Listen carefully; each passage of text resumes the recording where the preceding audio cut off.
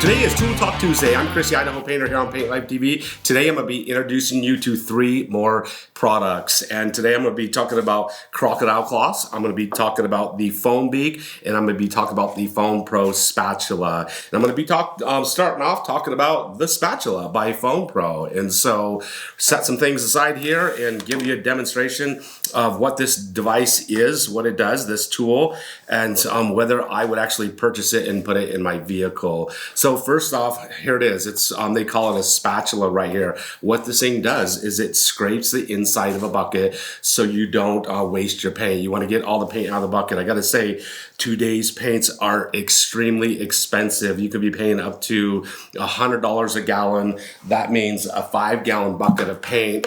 You could be, I know when we scrape the buckets out, you could almost scrape about a half of a pint of paint out of there, and that's, you know, quite a bit of money. You can see in this bucket, it wasn't scraped out, and there's some paint dried down inside the bucket right there. So it's always a good idea to scrape your buckets out, and so that's what this tool does. So the tool itself, you can either take a 1-gallon stir stick, you can stick it on there. Now this becomes a tool. You can scrape out your bucket. You can also take a 5-gallon stir stick right here. You can stick it on there, and this becomes the tool that you would use to scrape your bucket. So I got the stir stick on here, hooked on here, and you know, it's kind of got a flexible sharp blade on it. And I'm going to use it and just start scraping my bucket out with this tool right here. So I can do it once again with a 5-gallon stick or a 1-gallon stick. The 5-gallon stick is wedged in there, you know, fairly hard by compression. The 1-gallon stick sticks in there, and it seems like it sticks pretty good, and it's not going to come out.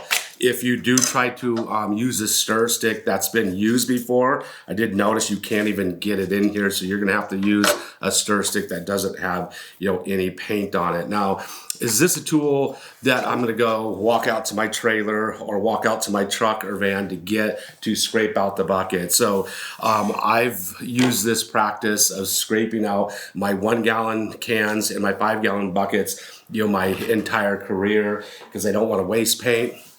Don't want to put paint in the landfill, and I just want to save money. It's just good practice to keeping your margins, you know, higher. I typically would just use a brush, and I'm going to scrape out the paint with a brush. I always got a brush with me typically when I'm painting, so it's very simple and easy to just take a brush out of your 2-gallon bucket and then scrape out your 5. I mean, you'll have maybe when you're spraying like 3 or 4 or 5-gallon buckets that need to be scraped out, you know, when you're spraying a house. Or, you know, if you're using your 1-gallon bucket, we're just going to scrape out our 1-gallon bucket with our brush, you know, at the end of the day, so we're not wasting paint.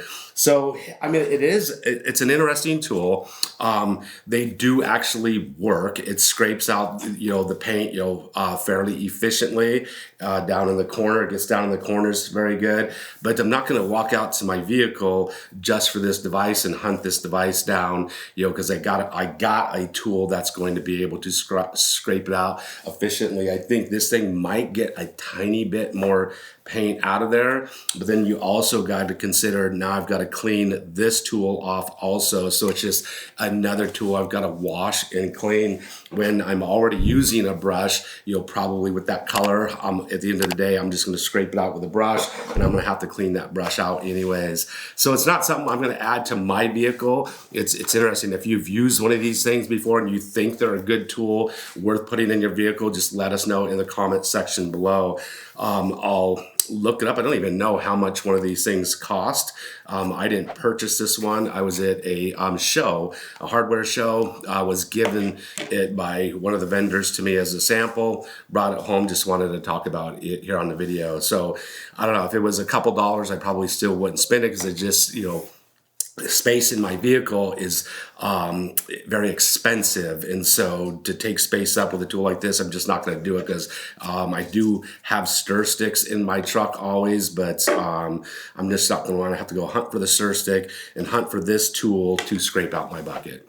All right, the next product I'm going to be talking about here that I would highly recommend is Crocodile Cloth. Now, I've got two versions of them. I've got the original cloth, and then I got the Crocodile Cloth paint right here. And I'm calling them cloth. They're Crocodile Cloth. Some people refer to them as wipes, but Crocodile Cloth refers to them as cloths. I'm going to show you one of them. And as a painter, I highly recommend you have some type of cleaning cloth or wipe in your vehicles. I use these things for a lot of different things. I use them to clean my sprayers.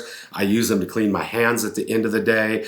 I use them to clean my vehicle, my rims on my vehicle. I use them to clean up paint overspray. If we get overspray on gutters, if we get overspray or paint splatters on floors, vinyl floors, tile, hardwood floors, they're an amazing cloth. You can see the cloth, how big it is, biggest cloth I've ever purchased and used before. Extremely durable. I like how soft they are. They don't have an abrasive feel to them, so they're not scratchy to my skin. I actually use them to wipe my face off at the end of the day after spraying all day long and wearing a respirator.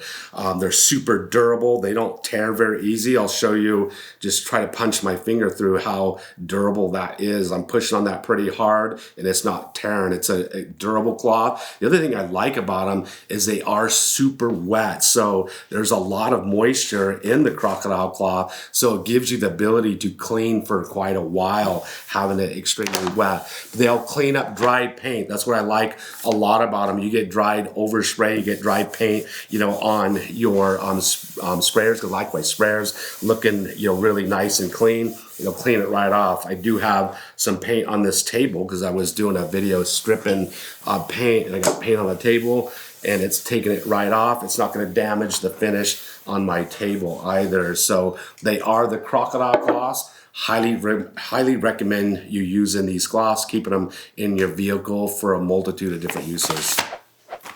All right, the third and final product I'm going to be talking about today is the FoamBeak. So this is kind of a really cool product. And so I did have somebody recently say, what does this thing have to do with painting? Because it's sold at Paint Life Supply Co., a paint store. So Foam Pro, this is something that I keep in my vehicle, or my trailer all the time, because we do use it to fill large holes to give backing to go over with our spackle and stuff like that. We use it to fill cracks in concrete and a lot of different things before we begin putting in like our AU1 caulking and stuff like that. So there's a lot of different things we use this for.